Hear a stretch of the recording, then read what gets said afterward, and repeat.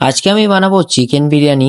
কিন্তু এই বিরিয়ানিতে কোনো রকম লঙ্কার গুঁড়ো, স্যাফরন কালার, দুধ, ঘি কিছুই দেব না। এমনকি বিরিয়ানির মশলাটাও আমি খুব অল্প দেব। বিরিয়ানিটা স্পেশালি বাচ্চাদের জন্য বানাচ্ছি। বিরিয়ানি বানাবার জন্য আজকে আমি যে চালটা ইউজ করেছি ওই চালটা হলো আমরা ডেলি যেই চালটা খাওয়া হয় মিনিকেট, ওটা। প্রথমেই আমি পেঁয়াজগুলো লাল লাল করে ভেজে তুলে নিলাম। আলুগুলো আমি কেটে ধুয়ে নুন হলুদ মাখিয়ে রেখে দিয়েছিলাম। এবার আলুগুলোও ভাজা আমার কমপ্লিট। তারপর আমি পেঁয়াজটাকে লাল করে ওতে আদা, লবণ, হলুদ, জিরে ও বিরিয়ানি মশলা দিয়ে মশলাটাকে আগে ভালো করে বানিয়ে নিলাম।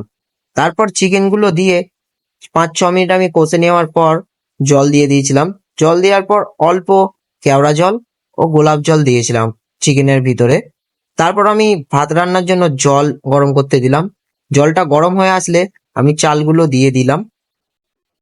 ভাতটাও আমার ফুটে এসছে, এবার ফ্যানটা ঝরাবো আমি। তারপর আমি দমের জন্য হাঁড়ি রেডি করতে গেলাম।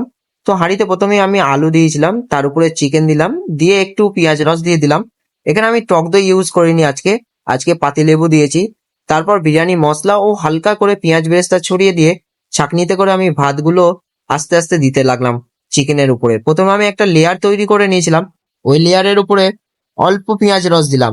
তারপর সব ভাতগুলো দেওয়া কমপ্লিট হয়ে গেলে চারিদিক দিয়ে পেঁয়াজ রসগুলো আমি ছড়িয়ে দিলাম। তারপর একটু অল্প করে পেঁয়াজ বেরেস্তা দিয়ে দিলাম ওপর দিয়ে। হাঁড়িটা আমি 30 মিনিট দমে বসিয়েছিলাম।